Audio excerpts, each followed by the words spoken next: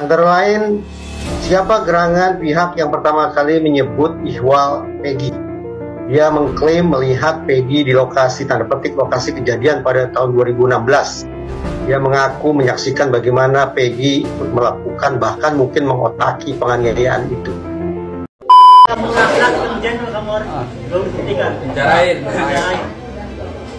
Saya tantang air kapan debat di mana? Air tantang nih sama Peggy. Ya, katanya di kesaksiannya yang tahu lah, terus kejadian lah, apa, air ditantang sama Peggy. Kalau kamu laki-laki, tunjukin bahwa kamu kalau mengapa saya yakin Peggy ini akan bebas? Nah, saksi, kalau saya jadi polisi, jadi penyidik sekarang ini, yang saya perdalam adalah aib. Kenapa? Adanya nama 11 nama itu berasal dari berita acara Rudiana. Rudiana tidak ada di TKP. Rudiana dari mana? Pasti dari Aib sama siapa lagi satu Dede. Ya.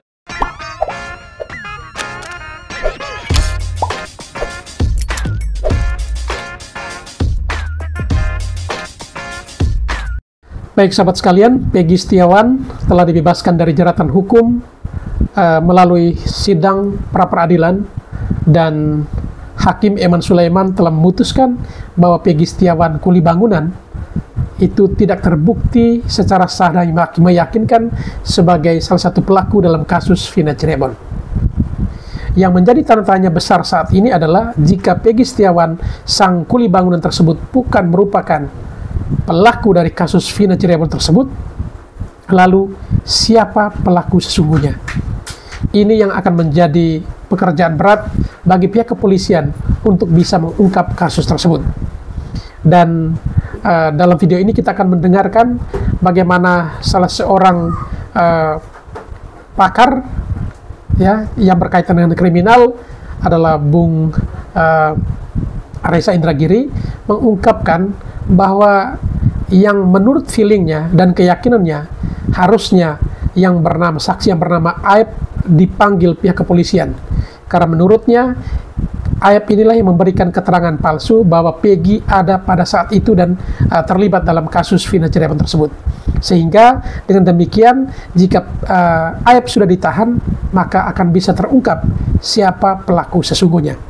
Dan hal ini tidak hanya diungkapkan oleh seorang Reza Indragiri, tetapi juga oleh Pak Susno Duaji dan juga beberapa orang lainnya. Dan menurut rencana, PH dari Peggy Setiawan akan melaporkan Aib ke kepolisian terkait dengan pemberian keterangan palsu terhadap kasus yang dialami oleh Peggy Setiawan. Baik sahabat sekalian, untuk tidak memperpanjang kata, mari kita saksikan video-videonya. Antara lain, siapa gerangan pihak yang pertama kali menyebut ihwal Peggy? Dia mengklaim melihat Peggy di lokasi, tanda petik lokasi kejadian pada tahun 2016. Dia mengaku menyaksikan bagaimana Peggy melakukan bahkan mungkin mengotaki penganiayaan itu. Tapi lewat putusan pra-peradilan hari ini terbukti bahwa ternyata apa yang disebut sebagai keterangan saksi itu adalah sampah belaka. Namun pihak yang sudah terlanjur membuang sampah itu tetap menurut saya harus diproses hukum. Nah, nama yang harus saya letakkan di atas meja terkait dialah yang pertama kali mengklaim melihat adanya Peggy di lokasi kejadian itu adalah AF, saksi AF.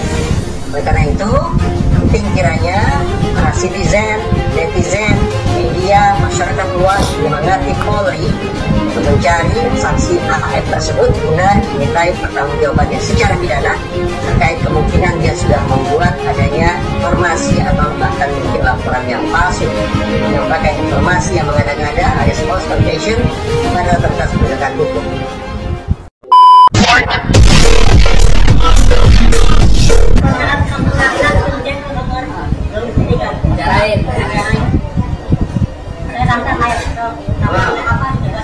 air tantang nih sama Peggy. Ya, katanya di kesaksiannya yang tahu ya, terus kejadian lah, apa, air ditantang sama Peggy. Kalau kamu laki-laki, tunjukin bahwa kamu Kalau air, ya, kalau air sudah mundur, Peggy kita laporkan air ya. Kita laporkan air ke Mabes Polri. gimana membaik? Ya, tuh. Kita ya. Mengapa saya yakin Peggy bebas. Nah, saksi, kalau saya jadi polisi, jadi penyidik sekarang ini, yang saya perdalam adalah Aib. Kenapa? Adanya nama 11 nama itu berasal dari berita acara Rudiana. Rudiana tidak ada di TKP. Rudiana dari mana? Pasti dari Aib sama siapa lagi satu? Dede. Ya. Sama satu lagi Mel. Ini yang harus diperiksa. Rudiana diperdalam, dari mana dapat nama 11 ini? Karena ada di berita acara Rudiana. Terus Aib dari mana tahu 11 ini? Ngasih tahu Rudiana. Kemudian Dede dari mana? Jangan-jangan ini pelakunya. Ya, saya tidak duduk ya. Jangan-jangan si Aib ini pelakunya. Kok dia bisa tahu persis? Ini saya curiga besar. Mudah-mudahan Aibnya nggak lari. Bisa jadi pelakunya itu Aib. Nah ini kalau saya berversi sebagai penyidik, saya kembali ke titik nol. Jadi menyidik si Peggy ini yang ditangkap sekarang ini harus kembali ke titik nol, jangan diambil di tengah. Cari CCTV itu, sudah ada CCTV. Anak buah Rudiana mengatakan sudah disita CCTV itu. Jangan, kenapa tidak dibuka? Atau jangan-jangan sudah dibuka? HP ini yang masih ada. Kalau sperma udah susah lah, gitu ya. Darah udah susah lah, taruhlah. Nah, ini HP akan berbicara. Ayo, bangsa Indonesia, HP akan berbicara. Kemudian CCTV akan berbicara. Ada sekian CCTV disita, kenapa nggak dibuka? Terus, kenapa tidak diperdalam siapa namanya Aib yang tahu persis ini? Jangan-jangan si Aib ini pelaku. Terus, siapa yang mirip Peggy Setiawan ya? Yang mana itu, yang di Cianjur? Kenapa dia nggak diperiksa? Sudah diperiksa apa belum itu? Dia tuduhkan bahwa saya di malam itu ada di Cirebon melakukan penusukan. Terus saya yang menyuruh mereka melakukan pemerkosaan, yang pelaku utama. Tapi itu gimana masalah misalnya? Sementara tubuh saya ada di Bandung. Masa iya saya langsung hilang ada di Cirebon itu? Saya selalu menekankan seperti itu. Tapi mereka tetap bersiteguh bahwa mereka yakin bahwa saya itu pembunuhnya gitu. Apa yang Anda katakan pada saat itu ketika penyidik mengatakan soal kasus ini? Jawaban Anda? Saya selalu mengatakan bahwa penyidik bahwa saya tidak tahu Pak, saya sudah ada di Bandung.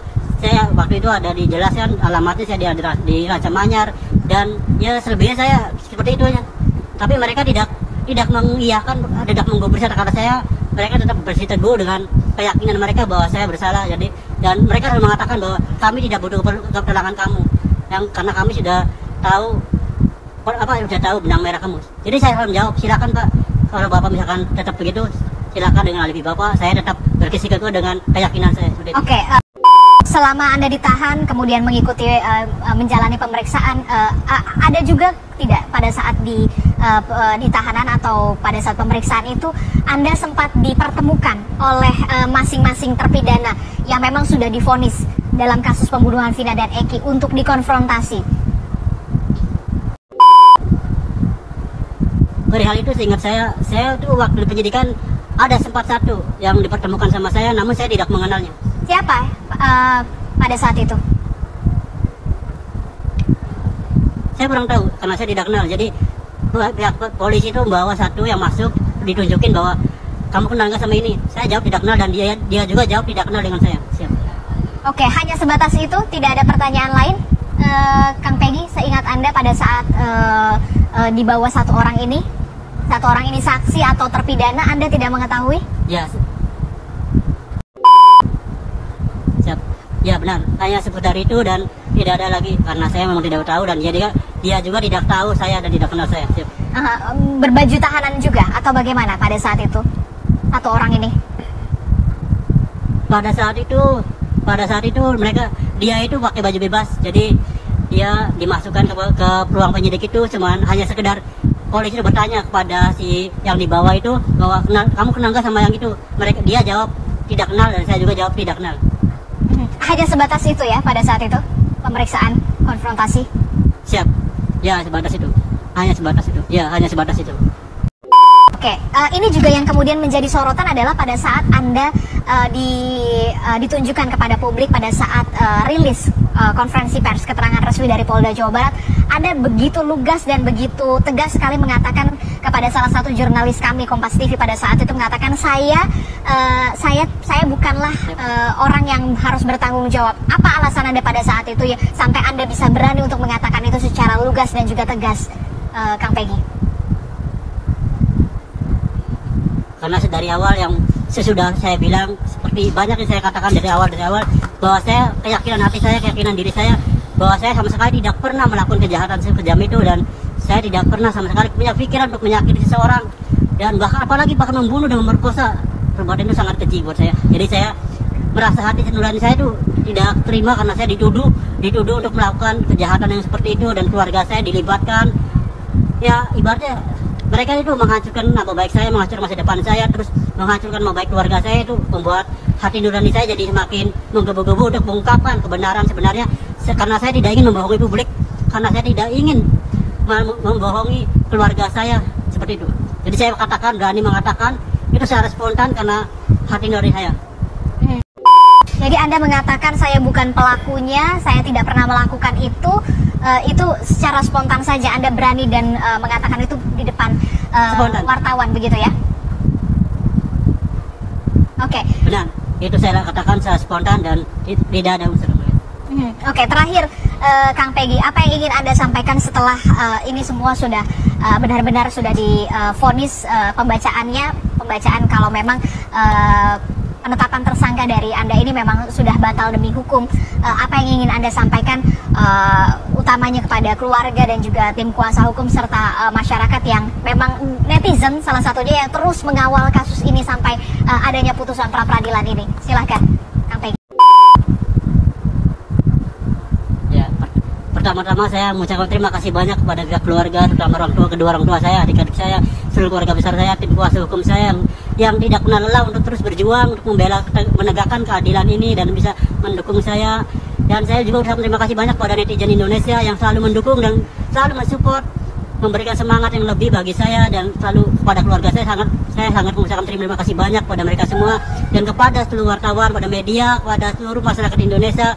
Dan saya terutama mengucapkan terima kasih banyak kepada hakim yang mulia yang memiliki hati nurani dan yang benar-benar bisa menegakkan keadilan, itu Kang Eman. Terlebih saya kurang tahu namanya karena saya tidak ikut dalam persidangan itu, tapi saya harus mengucapkan terima kasih banyak sebesar-besarnya kepada beliau karena beliau berani menegakkan keadilan dan berani menegakkan hukum di Indonesia. Dan saya mengucapkan terima kasih banyak kepada Presiden Joko Widodo, Presiden yang terpilih Prabowo Subianto, dan Kapolri yang alhamdulillah masih bisa menegakkan keadilan di Indonesia ini, dan para menteri lainnya seperti Kang Deddy Mulyadi, Pak Susno Duwaji, dan rekan-rekan yang lain, para menteri-menteri yang lain, dan semuanya. Saya mengucapkan terima kasih banyak.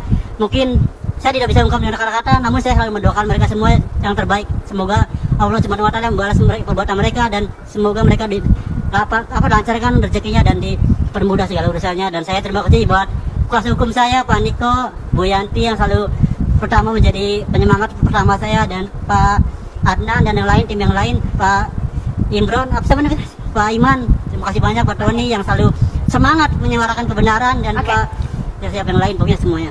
Oke.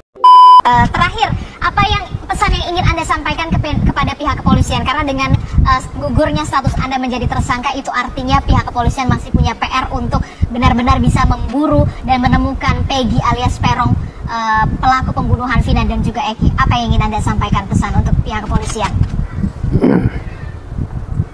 Ya, terutama saya ingin mengucapkan terima kasih banyak. Mungkin ini adalah pembelajaran untuk saya untuk bisa menjadi lebih baik lagi ke depannya, dan harapan saya itu lebihnya semoga semua ini bisa cepat terungkap, dan semoga pelaku itu bisa segera tertangkap agar supaya keadilan di negeri ini bisa ditegakkan, dan semoga tidak ada lagi korban-korban berikutnya yang salah tangkap atau misalkan yang contoh pribadi seperti saya yang harus saya alami, harus menderita keluarga saya selama ini. Dan ya sampai seperti itu sih saya masih bisa mengucapkan berdoa, dan semoga keadilan bisa tetap ditegakkan.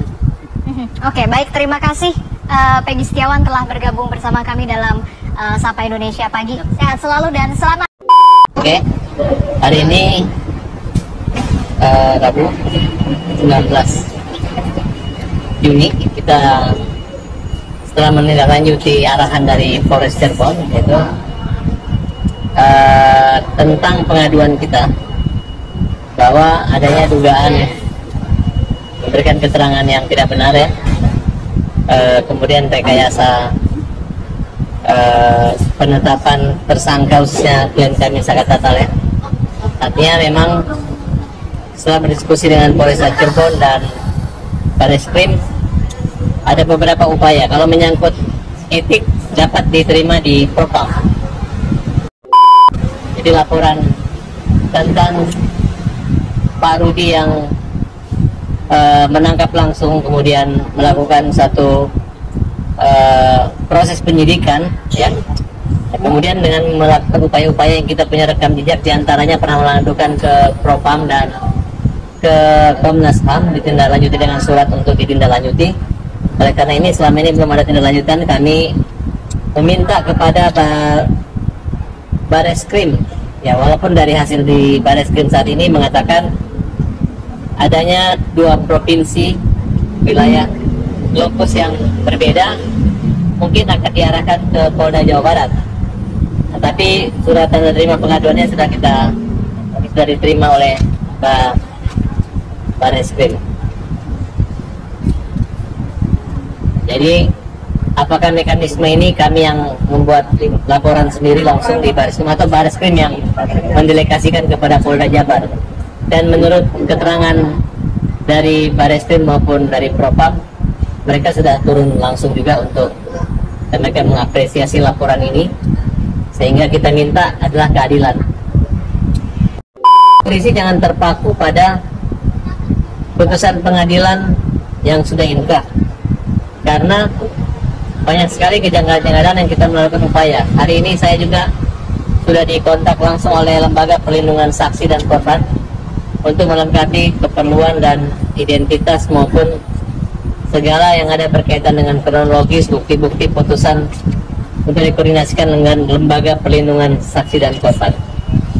Nah, jadi kita meminta agar jangan sampai terjadi salah menghukum, karena biar bagaimanapun Sakat Tatal ini pada saat tahun 2016 lalu sudah melaporkan adanya kekerasan fisik maupun psikis yang dialami, sehingga pencabutan BAP itu yang mereka anggap tidak sinkron dengan fakta yang sebenarnya.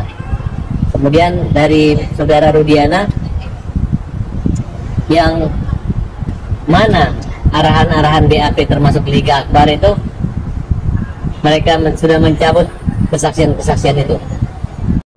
Kemudian dalam waktu dekat ini juga kita akan melakukan upaya peninjauan kembali.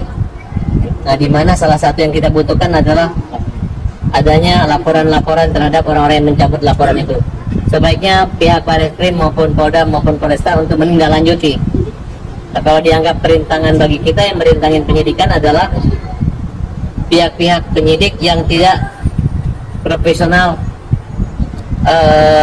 membuktikan adanya CCTV, kemudian membaca visum maupun hasil otopsi.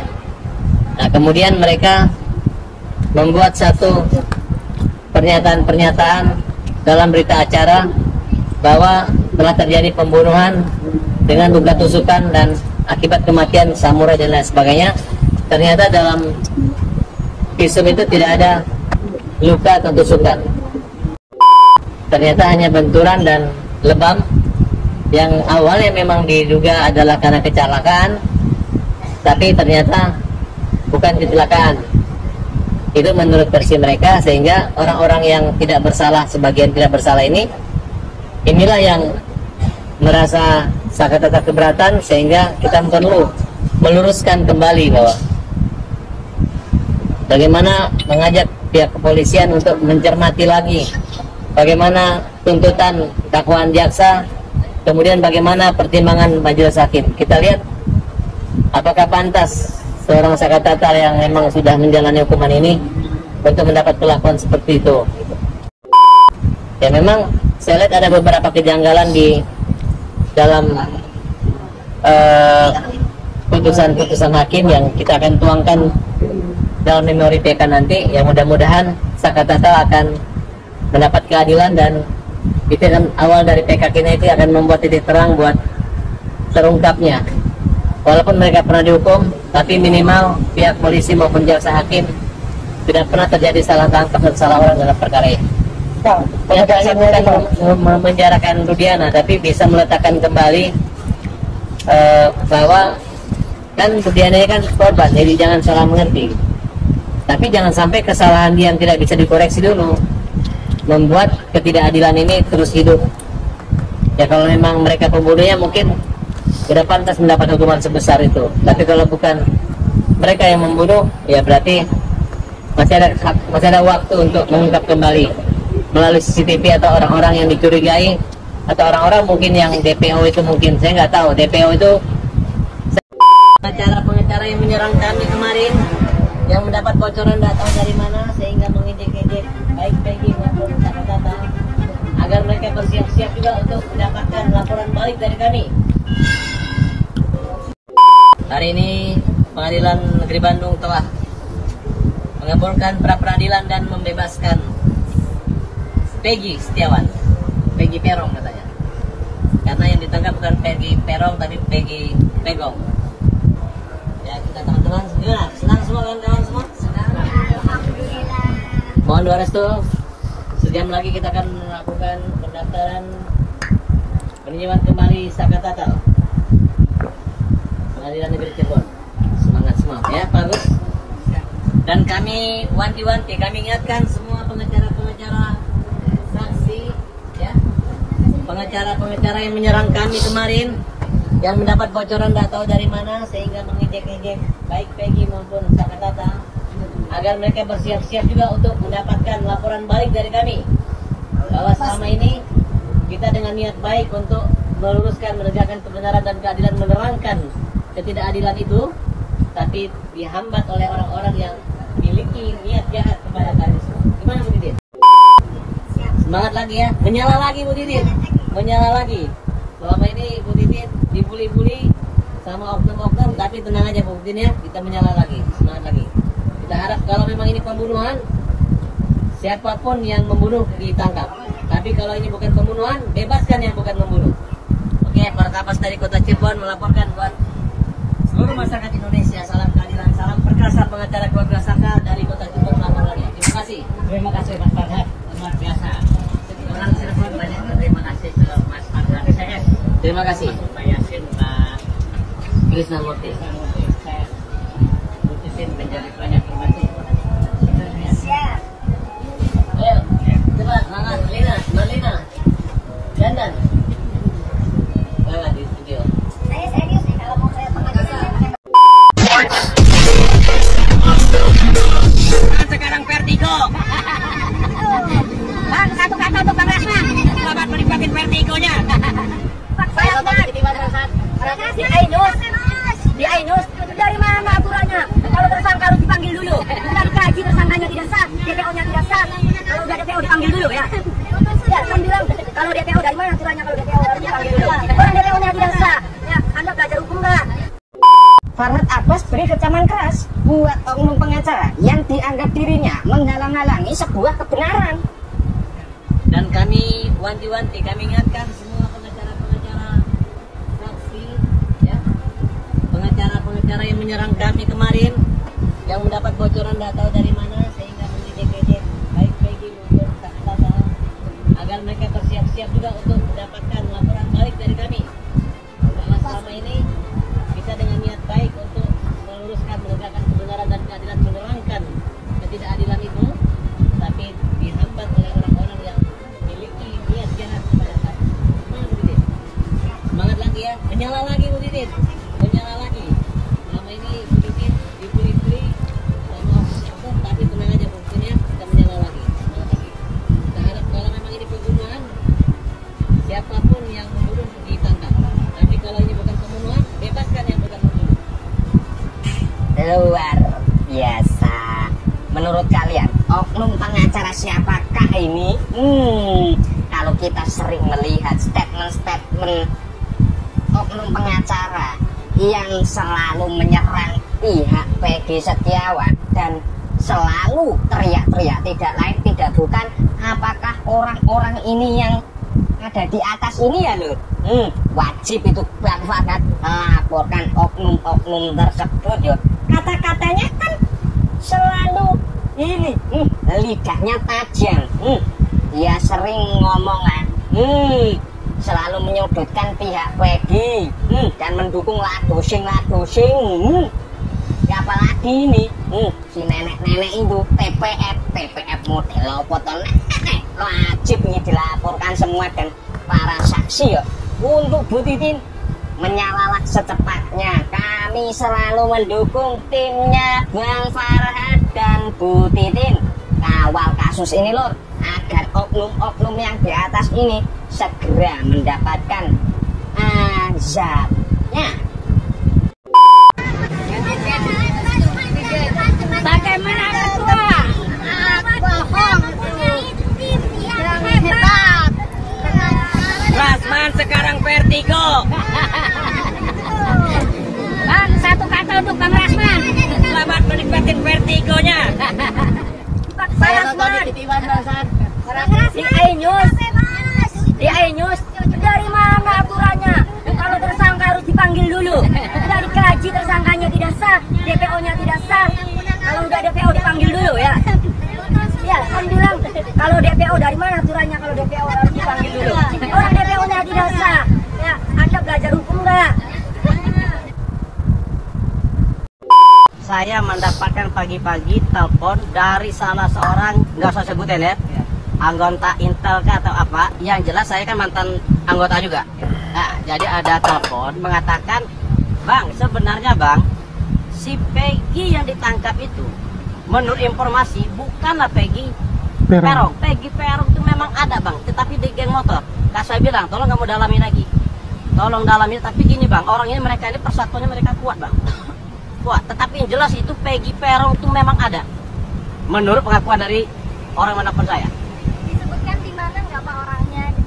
Ya ada di seputaran Cirebon itulah.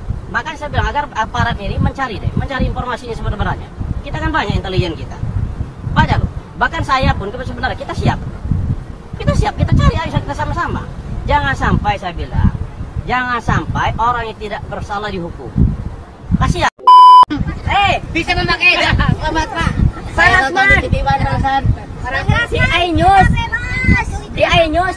Dari mana aturannya? Kalau tersangka harus dipanggil dulu. Sudah dikaji tersangkanya tidak sah, DPO-nya tidak sah.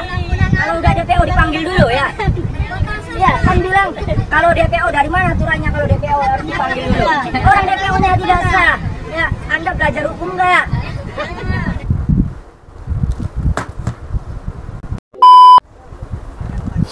Telepon dari salah seorang, nggak usah sebutin ya, anggota Intel atau apa. Yang jelas saya kan mantan anggota juga.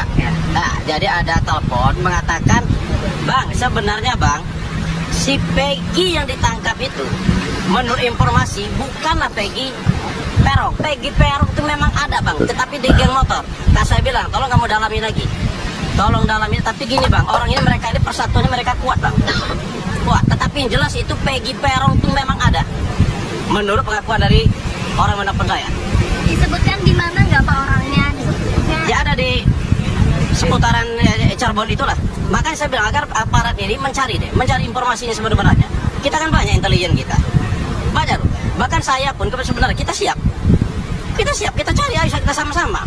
Jangan sampai saya bilang, jangan sampai orang yang tidak bersalah dihukum. Kasihan berulang kali saya bilang. Dan saya pun tidak ikhlas, kan saya sampaikan, saya tidak ikhlas yang ngebunuh itu berkeliaran, tidak ikhlas. Saya siap membantu juga kok. Dengan cara jaringan saya kan mungkin saya nggak mengatakan dari Intel atau dari mana. Maka saya bilang karena background saya tentara, ya mungkin saya adalah teman-teman dari Intel dan segala macam. Kita cari informasi sebenarnya. Berarti bisa dikatakan jika nanti keputusan hakim ini menolak, terus kemudian dari kuasa hukum sendiri ini mulai akan menyelidiki Peggy Perong yang dimaksud yang sedang berkeliaran di. Oh jelas, kita berusaha dan kita siap menghadapi perkara ini di. Baik sahabat sekalian, demikian saja beberapa buah video yang coba kami reaksi pada kesempatan kali ini terkait dengan bebasnya Peggy Setiawan dari jeratan hukum melalui sidang pra-peradilan. Dan yang menjadi tanda tanya sekarang adalah siapa pelaku pembunuhan Vina dan Eki yang sesungguhnya jika Peggy Setiawan tidak terbukti bersalah. Dan juga kita saksikan bagaimana Peggy bersama PH-nya bersepakat untuk melaporkan Aep ke kepolisian dikarenakan Aep telah memberikan keterangan palsu.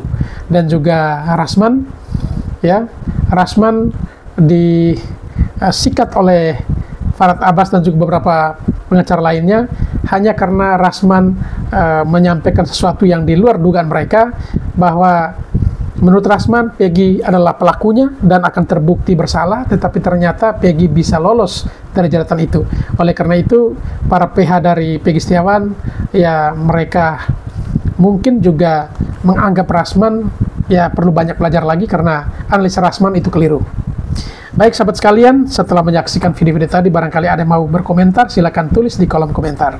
Dan saya mohon undur diri dari harapan sekalian, sampai berjumpa kembali di video kami selanjutnya.